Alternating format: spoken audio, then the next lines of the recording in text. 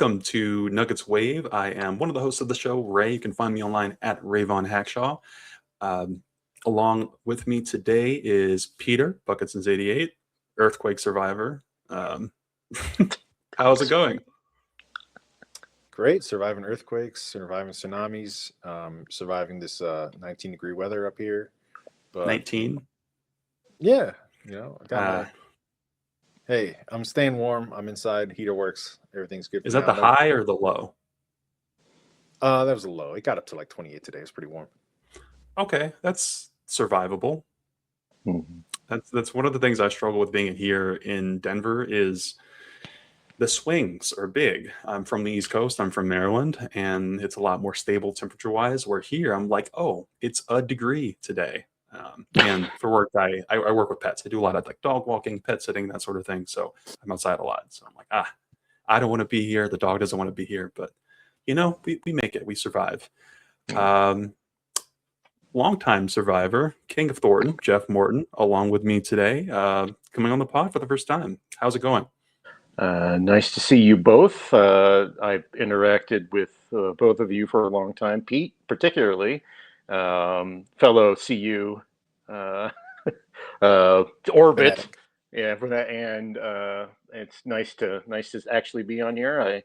You guys asked me a while back, and I'm glad we were able to get this going because I'm old and forgetful. Well, we're happy to have you, Jeff. I always love talking to people that know way more about basketball than me. So, I don't know about that. first time on the show, we always like to ask our guests, how did you get into basketball? How'd you get into the Nuggets, and just sort of how did it all start for you? I'll give you the abridged version. The first thing I remember as a kid was in 1985, Dan Issel hitting a three-point shot to end his career in the Western Conference Finals against the Lakers. It's something that's burned into my brain. But I didn't become a fan until the 54 win Denver Nuggets of the 87-88 team. And Alex English was my favorite player. And in 1988-89 season, I went to a game at McNichols Arena. And they did these giveaways where if you were the first, 10,000, you would get a mini ball. And I got a blue, gold, and white mini ball. And I remember I managed to, and they were a lot more lenient back then. I managed to go from the second deck near the top at Big Mac all the way down to where the players were going into the tunnels. And I remember walking up to Alex English in the court, and he never signed autographs that often. But he did. He stopped, and for some reason he stopped with me, and he signed a bit. There was three of us there, and he signed our balls. And I was so happy about that because Alex English was my favorite player. And I remember addendum to this story. Years later, we moved house about 93, and we got to our new house, and I was like looking around, and I was like, "What, Mom? Where's my mini ball?" And she says, "Oh, it was deflated, so I threw it out." Oh no, that's devastating to a kid. Oh, the shrieking that I was doing that was 93, so I was like 15, 16 years old, and I was enraged. There was I can imagine. And but here, the truth be told, I used to have a mini hoop in my bedroom, and I used to bounce it and play. It would drive my parents nuts. So I'm sure that was part of the calculus there. But so I just ended up, my favorite team of all time is not the championship team. It's the 94 Nuggets. Okay. A teenage Jeff Morton, watching what had never been done before, it has always stayed in my brain. And it's the coolest thing about that is that the Nuggets were the first to beat a number one seed when they're an 8 seed. And it was one of the coolest moments as a Denver sports fan I had experienced, because this is pre-Broncos winning the Super Bowl. This is before the Avalanche came to Denver. The Rockies had just come to town. And in fact, when the 94 thing was going on, there was no baseball because there was a strike that completely wiped out that season. Right. And I just it was one of the coolest things. So you think you can blame the 94 Nuggets really truly for me being a lifelong Nuggets fan, despite everything that happened after that Nuggets team in 94 up until 2003 being absolute crap. I was still a fan, and I watched that 11 win Nuggets team in 1998. I watched almost every game of that year. That's what sicko I was, and as a 20-year-old, watching every game like that. And yeah, that's my experience. So that's the abridged. There's a lot more, but the abridged version was that's me, and I got an obsessive brain, so I absorb a lot of facts, and my head is full of history and facts, and that's can be good and bad, but that's where I'm at. So That's quite a fitting ending there, because I would say my first Nuggets memory is the 98 season. I was about 10 years old, and I went to my first Nuggets game at McNichols. I got one of those gold balls, but I was not there to see the Nuggets. I was there to see Allen Iverson with my friend, and he put on a show. And I think I probably said this years ago on the pod, but I was a bandwagon Bulls fan as a kid. Michael Jordan is what got me into hoops. When Jordan retired, I kind of, I was still a basketball fan, but I kind of took a hiatus from like picking a team. And then in 2002, we had Nene. I had a hookup because my 8th grade coach, he worked for IBM and had like really good tickets. So we probably went like 5-6 games where we had really good seats. So then I was finally into it, and I was like, we're not good, but we're going to get a top pick. We end up with Carmelo, and I've pretty much been hooked ever since. But yeah, McNichols was a good time. It was, man, those steps took forever to get up.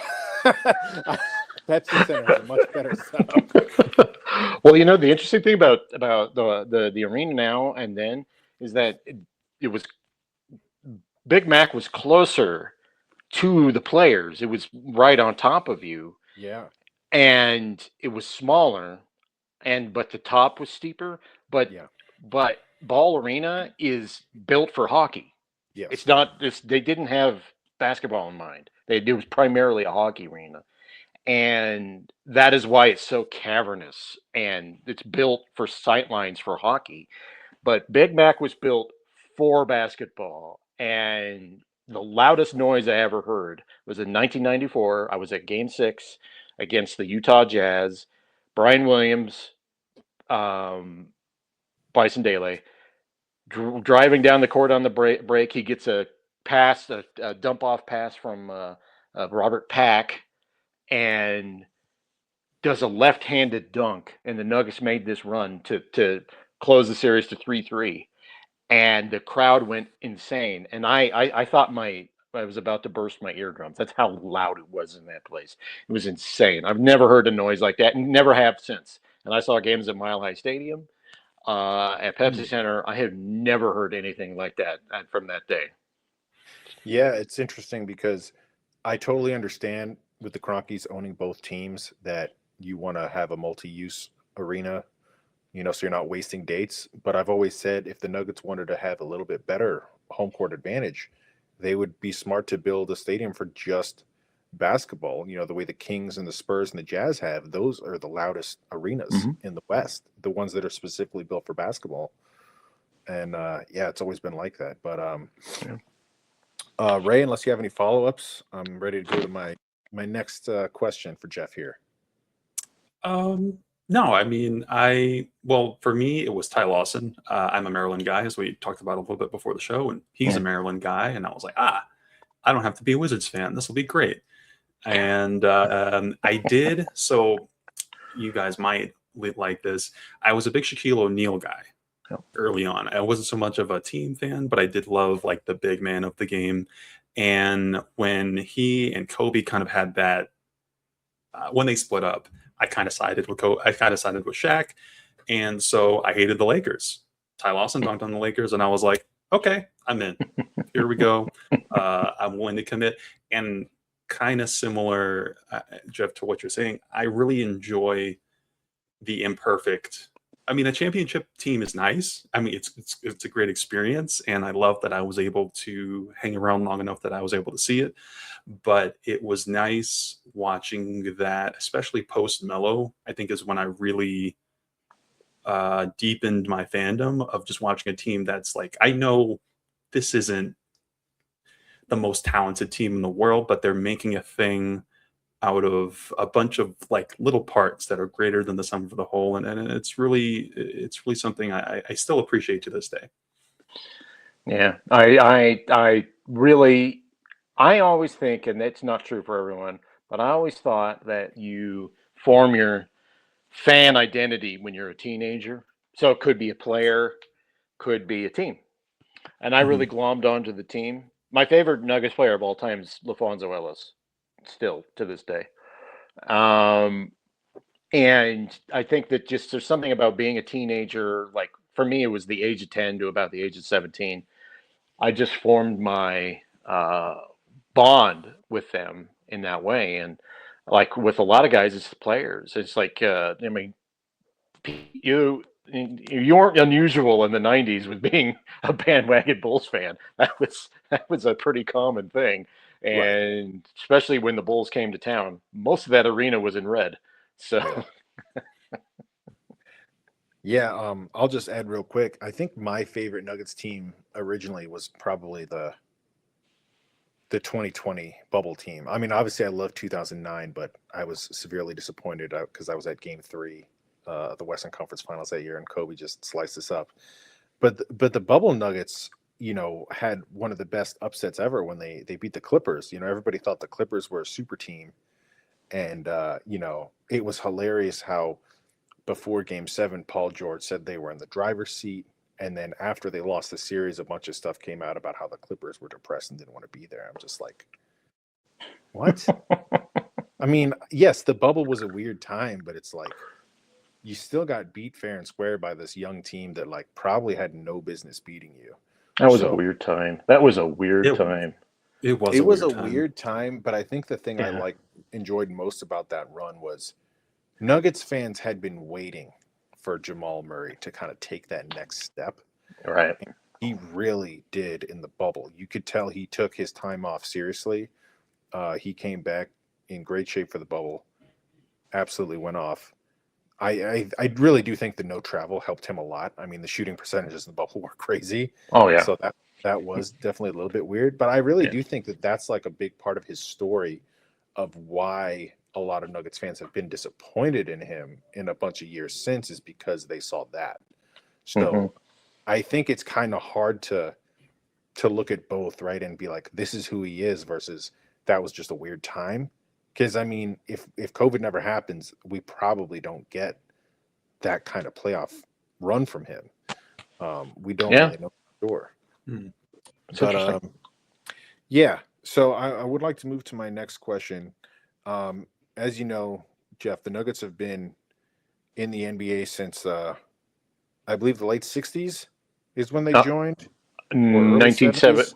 1976 is when they merged. They were in the 70s. ABA. They were in the ABA for 9 years before that. Yeah, so they started in the ABA. They made the ABA finals a couple times, never won the ABA championship.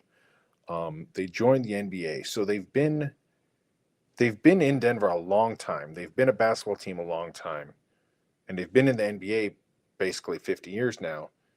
So we've got generations of Nuggets fans. I'm just sort of curious, how do you view the Nuggets historically in terms of the NBA? Because we all know there's 30 teams. The way I kind of look at the NBA is, to me, there's 4 tiers. You've got the first tier, which is Lakers and Celtics, right? It's like the first 2 teams everybody thinks of, royalty. Then you've got what I would call the second tier, which is the big market slash the teams with multiple titles. So basically Knicks, Heat, Pistons, Spurs, Sixers. Yeah. And then you've got the third tier, to me, which is like teams that aren't really big time teams, but have broken through and won, like the Cavs, the Mavericks, and I put the Nuggets in there. And then I think the last tier is just teams that have never won it, which is still about half the league. because that's kind of how the NBA has been set up for so long, is that you basically, unless you luck into a Tim Duncan, it's really hard to win in the NBA. So I'm just kind of curious how you view the Nuggets compared to the rest of the teams in the NBA historically. There's an annoying thing that the NBA has done, and that is not include the ABA statistics or the ABA history. I don't know why they did that. The NFL absorbed the AFL, but for some reason the NBA had such an axe to grind with the ABA that they never were allowed great players, Dan Issel, Bobby Jones, David Thompson, Julius Irving, Artis Gilmore, all these guys that were fantastic players in the 70s, like their careers are cut in half because their time in the ABA is not included. If you included the Nuggets in the ABA, they would be a tier 2 team, in my view, because their 70s run was very, very good. You could argue that before this last run with the Nuggets, you could argue that the 70s Nuggets were probably the peak of what the Nuggets were. You had Thompson, Issel, Bobby Jones, and you also had a Hall of Fame coach, Larry Brown, and a should-be Hall of Fame coach, assistant coach, Doug Moe, on there. All of those on that team. How many other teams in the 70s had 4 for Hall of Fame participants, or even 3? Other than the Celtics and the Lakers and the Knicks, you didn't have a ton. And that is why. But since you don't include it, you got to put them in tier 3 because they only have one championship. Now, a caveat to that is they have Nikola Jokic, and he might single-handedly be lifting them into tier 2. I think if his career finishes out the way it should, Nuggets will be easily a tier 2 team. But right now, I think you're right, Pete. They're right where I think they should be. Can I ask, what do you think? So one of my initial thoughts when I heard his question was like, what do you think ownership has in terms of a stake in how the Nuggets do or don't move up in that in the way that people are perceiving them? That's an interesting question because historically speaking, the Nuggets have had awful ownership. Yeah. Before Stan Kroenke got here, it was Red McCombs. He basically rescued them from bankruptcy. I really do think that Stan and Josh want to win, but they also are ruled by owning other sports franchises. If it was just the Nuggets, I think they would be a lot more proactive with them. But they lucked out by having Tim Connolly here, and they lucked out by having the greatest second-round pick in the history of the NBA. And I think that it needs to be acknowledged. They are lucking out because they got Nikola Jokic. They were around. Stan was here when Melo was drafted. But this Nuggets team just was kind of trudging along until Jokic got here. And I really do think that they understand the obligation to Nikola Jokic, but I don't know if their other principles are outweighed in this scenario. Just put it to you. I'm being diplomatic, but it's that they have other considerations. It is fascinating to think about, though, right? Because they have so many other teams, they can't have 100% focus on the Nuggets. And so I wonder if a part of me is like, oh, well, if the Nuggets off to a good start and they're doing well, it's like there's less attention over here. And like, oh, the Rams are getting ready for the playoffs. How are the Avs doing? How's Arsenal doing? Whereas like a more involved owner, they might be paying attention to their basketball team more, but that could also be detrimental, as we've seen in places like Sacramento and Phoenix, where the owner just can't stay away. and just keeps driving their team to the ground. So Yeah. it's kind of a give and take, right? Yeah. Oh man, I would not want Vivek Ranadive anywhere near any sort of any They have a team new at all. coach every other year. That is Yeah. that is an example of what you don't want as an owner. I do appreciate how I don't necessarily, it's not that I yearn for the Cronkies to be super involved in the day-to-day decision making of the team, but there are certain things that, and I go to CU Denver as well, so I'm always around the arena and around the campus and around like that area where I feel like they could go. They know how good Jokic is, and they know how good this team is. I always feel like there's a little bit more on the table just in terms of resources they could devote to this era. And I know, Yeah. of people I talk to, it's oftentimes, oh, well, there's timelines, and we got to figure out, well, this planning, and we want to involve other aspects to it, and we want to do more than just add a practice facility. But at the same time, I'm like, you could just lease a I practice haven't facility, right? I don't know. I haven't been down there in a while, but do they have anything like that the Bucks and the Raptors have where fans can come and watch on a big screen like if the team's on the road? They don't do that, right? No. No, not really. Yeah. It shares a lot of different functions. The same parking lots that the arena uses are the arenas for the parking lots for my campus, which is always fun for me. But I'm sure also fun for the team when they're trying to when team members want to come in and park or what have you. There are also things that I think about, when you're talking about how people perceive the team. I would love a statue. I feel like there's a big courtyard in front of Ball Arena, and I would love to see like, Jokic deserves one, or like there He's are a still lot of playing though. players. Yeah, but there are a lot of players I think in the I mean, yeah, you history, could do like both Patrick big. Waugh, I guess. You need to have the statue of Dikembe Mutombo laying there with the ball like this. Yeah. I Yeah, mean, why that hasn't been included Yeah. I just have no idea. The Nuggets or slash KSE does such a poor job in acknowledging the Their past. history, They yeah. they Yeah. struggle so much with it. I've heard you say And that on your pod multiple times, and it's true. You don't have to retire somebody's jersey to honor them. yes, exactly. And you could have Dikembe, maybe you have a big statue for Dikembe, and there's plenty of room for like maybe you have a bust of Kenneth Fareed in the back corner. I don't know. I would love that too. Like that would be great. There's so Pictures on much the wall as you walk in or something. something. Yeah, there's a lot I think they could do, that I would really appreciate. That I think in terms of how they get perceived around the league, which I think is also a product of how they're perceived locally. It starts with us first. We are, yeah, functionally their biggest.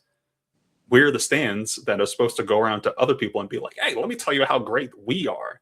yeah. It would be nice to see. Uh, I don't know, just a little bit more. No, Ray, I'm with you, and that has been my biggest gripe. When they celebrated the Nuggets 50th in their 51st season, I was like, "Do you guys really care? If you're not, you did it a year after they were actually 50. I don't understand. And it's just that stuff that doesn't penetrate their brains because they think they're doing a good thing, but they don't understand the connection. They could be a lot better here. And 100%, Pete, with the Nuggets and the tier thing, a lot of that has to do with Stan and Josh just kind of not caring as much as they should about these 68 years of Denver basketball. Right. And they or not 68, 58 years of Nuggets basketball. And they need to understand that because they just they've got other concerns. And the Rams suck up a lot of their time. Arsenal sucks up a lot of Josh's time. So things get not as much big of a priority as they should, and that's unfortunate. Yeah, so that brings me to my last sort of big picture question. Um, Ray, I believe we had our friend Zamora on a couple years ago, and I asked him, because he's in Denver, what is it like, with this Nuggets era, the Jokic era around Denver? Is he seeing a lot of jerseys and fans? And he said, "Oh yeah, it's the highest I've ever seen. People wearing Nuggets stuff all over the place." It really feels to us, Jeff, like this team really resonates with the city. Everybody loves Jokic. People that probably weren't into basketball before this, their friends would tell him, "Hey, you got to watch this guy. He's an all-time great. He's really fun." He's probably gotten a lot of people even into basketball that weren't really into basketball before. Um, the Nuggets sell out every game. It's a great time. It's a great time to be in Denver. As a Nuggets fan, obviously we know it's a pretty big transplant city, but there are still a lot of locals. My question is, whenever this era ends, obviously we don't know how many championships are going to have, but are we going to go back to the doldrums of being the last team in the league in attendance, the way we were with the Brian Shaw era, or do you think we've sort of gained a big new section of Nuggets fans that'll keep coming back after the Jokic era? It's interesting. I think that every team goes through this. I mean, even the Lakers were, ugh. and and I always tell people from 1991 to 96, the Lakers were a mediocre team. Didn't Their biggest threat was Sadale Threet for a while, and then it became Nick Van Exel and Nuggets legend Nick Van Exel. And I think that since every team goes through this, the Nuggets, when Jokic leaves, it'll dip. I think it's not necessarily about a winner, because the fans supported the Nuggets when Melo was here. They supported the 57 win team. They will support that. There are a lot of transplants here, so you'll probably see an increased percentage of, say, idiots from Chicago who are filling up Ball Arena when the Bulls are in town to cheer for their mediocre team. That's what happens with that when they come in. And the Boston Celtics and the Los Angeles Lakers. And there's a lot of Spurs fans here in Denver for some reason. I've never been able to figure that out. But that'll happen. But the thing is, that happens with every team. And I used to get upset about it, but now it's kind of like, it's just the cycle of sports teams. And then what happens is you come in and you win them back, and you win them back by winning, and you win them back by having a freaking star. And not only do we have a star, we have one of the best players in NBA history. I never thought that would happen as a Nuggets fan. Me neither. I No. loved Alex English. I loved Melo. LaFonso Ellis is still my favorite player. Ain't none of them on Jokic's level. So this is kind of a pinch me thing, There's going to be a come down after that, but to be Yeah. honest with you, I never thought we'd be here. So I'm Right. like, I'm just grateful. Yeah. No, it was absolutely surreal. When we beat Phoenix in 2023 to make it to the Western Conference Finals, because you're in that weird sort of like a double universe, right? Because as Nuggets fans, we're so focused, like we're watching all the games, we're listening to all the coverage, and now the national guys are talking about us. Yep. And so you're hearing a different perspective, people that know ball, but maybe aren't watching as closely as we are. And, most people were still picking the Lakers. And I was like, what? Are you guys watching basketball? Like, it blew my mind after Jokic kicked 80's ass in that first half of game one. And Lisa Salters was like, this guy's pretty good. Like, he's the real deal. I hadn't been paying attention. It's like, where have you been? He's been the best player in the league for like a couple years now. Yeah. But I the only thing that disappointed me about that series was how many Lakers fans were still in Ball Arena. Yeah. And, at that point, we still were a 0 championship organization. So I get it. I also get that it's like, I remember in 2009, I ran into a Lakers fan outside, and they told me that they flew from LA. They're like, no, I'm a real Lakers fan. I flew here, bought tickets, and it was cheaper for the flight and the tickets than just buying tickets in LA. So that kind of made sense to me. But Wow. the next Wow. year when we beat the Lakers in the playoffs, I do think that there was like way less Lakers fans there. So that was, for me personally, was really good to see. I was like, wow, Denver actually loves and believes in this team. I mean, we saw that at the parade, Ray. We had over, I think, 1 million people there and just Nuggets fans everywhere. It was so good to see that. And yeah, I really hope that we do keep a core fan base, but I think you're right, Jeff. It's an ebb and flow. You know, we probably never expected to have a player this good ever play for us. Yeah, and I guess my reservation is still like the teams that keep it going. You know, I look at like the Bulls and the Celtics. You know, they keep selling out because those are like basketball towns. You know, I just don't know if Denver is going to keep that many basketball fans or if there's more casual fans. Well, you know, here's a trivia question for you guys. Nuggets have only had 1 year where they've sold out every game. Last year? No. No? Oh. No, they didn't last year. It's because Pepsi Center or excuse me, Ball Arena has a lot of tickets to sell. Yeah. The Nuggets market is right around what McNichols Arena was.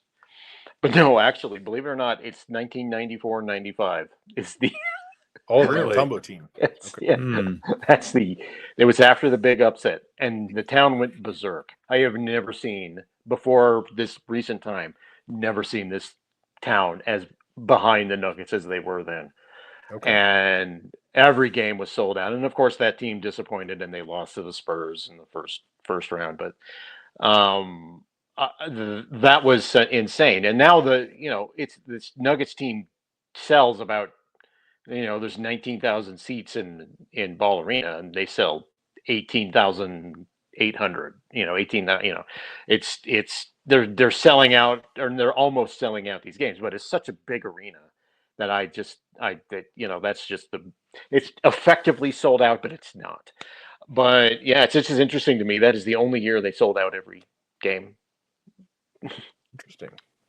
You know, one of the things, I think about like the post Jokic era sometime, hopefully far in the future. And I've been through rebuilds, and I also feel like I'm simultaneously watching. Funny enough, I also work at Coors Field, and so I watch a lot of Rockies games, and I watch how many teams pack out the stadium, away teams, I'm saying. Yeah. And the way I feel is that I really appreciate direction. Even if you don't have a championship caliber team, I feel like, okay, if we are moving, we're in a process that is going somewhere. That is often enough for me to say, okay, I'm going to stick around. That said, not everyone can, I don't want to say can appreciate, because sometimes you don't know if are you in a process or are you just stuck in a cycle of mediocrity. What are your thoughts about, I guess what I'm asking is, how would you like to see the team? I know this is like a gross, ugly hypothetical because it's like a future that I don't want to deal with right now. But while we're talking on it, how would you like to see the team move forward if and when Jokic does retire? The league is set up now to where you need to be smart. I hate saying that because there's been smart teams in every era, but you need to be more judicious with how you stockpile your draft picks. And if the Nuggets time it okay, they will be okay. Because 9 times out of 10, you know when the end is coming, so you can prepare for it. Like if I'm sorry to interrupt. I think about the 2032 pick that they've traded away as like, okay, if Jokic makes it to that year and we kind of bring it all together and we're like, okay, this is it, we're going to go all in. I'm like, I could be down. Yeah. I keep thinking about the Bucks right now. Okay. The Bucks should trade Giannis. They are in a bad position. They are in a no hope situation due to decisions they've made to get that championship they got in 2021. But they're kind of stuck. They don't have any more moves. They've maximized who they are.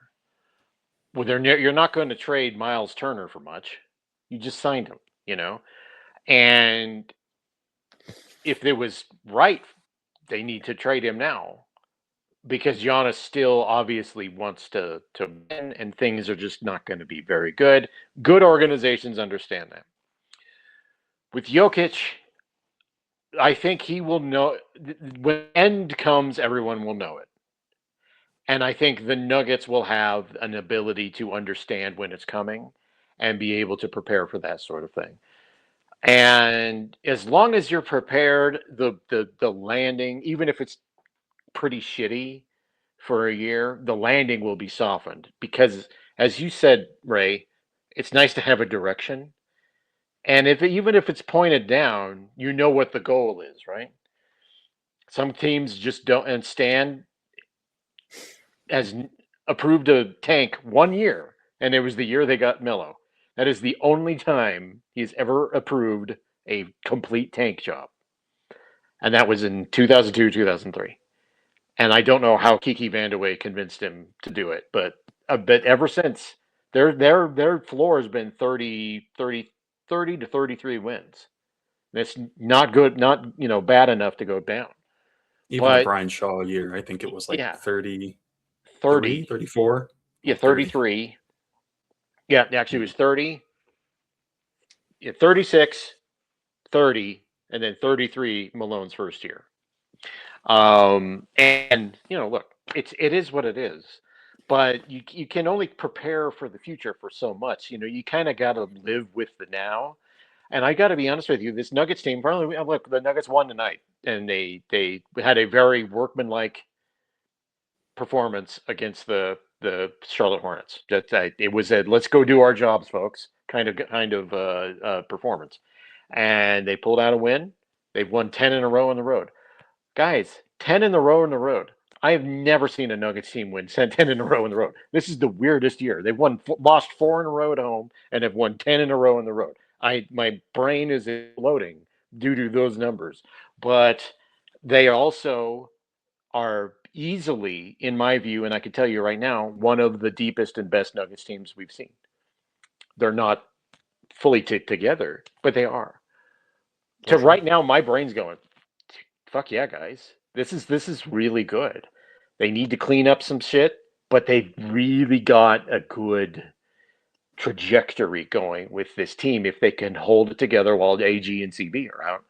And then this team, guys, is really good. And I think we all kind of suffer from not being able to fully appreciate what's going on in front of us because we remember 2 years ago and the end of that year. But the beginning and middle of that year, the Nuggets were, Right. Bruce Brown wasn't that. Everyone was complaining about Bruce Brown. Can you imagine that now? Everyone was complaining about him. And then they get to the playoffs and he becomes their third best player, Yeah. Ray, I just want to close the loop on something real quick. You talked about direction. I think this is a big sticking point with some basketball fans and then a lot of people that are maybe basketball isn't their favorite sport. Like I think the NBA made a clear decision years ago that we're going to market players.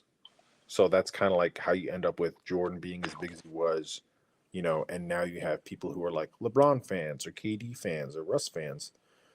Whereas the NFL is much more about the shield, right? It's like, root for this team. We're never going to like pump up a player big time. And then also, they try to set up the parity aspect. So where you feel like even if you're a Jets or a Browns fan, as bad as they've been, like the theory is like you can still be good pretty quickly and have a chance every year. The NBA is not really set up like that. I like that. I like the fact that you can plan years out. And so when you talk about direction, it's like as bad as things are right now for the Washington Wizards, I can at least see the vision, right? Like if I'm a Wizards fan, Yeah. I at least appreciate that they're stacking young talent and stacking picks and taking on vets like CJ McCollum and Chris Middleton for draft picks versus like a Kings fan where you just have no hope, even though they have more talent than the Wizards. So, yeah, when you talk about direction, I think that's like one of my favorite years was probably the 18-19 team that still had Gary Harris, you know, when they almost made a playoffs furiously at the end there, and then they had that game, 82 in Minnesota, great game that Nuggets lost in overtime, but that fueled them for next year. So, you know, when you're diehard like us, you can really appreciate the build. And I'm sure you guys relate to this too. It's like, in a weird way, the building years are more fun because there's less stressful, right? Once you're a contender, it's like every loss is like, how did we just lose at home to the Bulls? Like you're pissed, you know? Yeah. But teams lose dumb games. That's there's one guy we have, we're friends with in a different chat, Jeff Dom. He always points out to us. He's like, guys, every teams lose these games every year. It's true. Like all the good teams lose to bad teams. Like the NBA just has too many games. The players can't get up for every game. The 72 win Bulls lost to the Denver Nuggets. broke their 18 game winning streak at Nichols Arena. So look, it happens to all teams. And in fact, the Nuggets beat the 73 win Warriors too in Denver. Yep, that's right. I remember we Was that the played them very Wancho well. game? No, that was when Danilo Gallinari stole Steph Curry while he was hot dogging on the 3-point line. That was funny. Ray, do you want to take a short break and then we can talk about the current team? Yeah, let's do it. We'll be right back.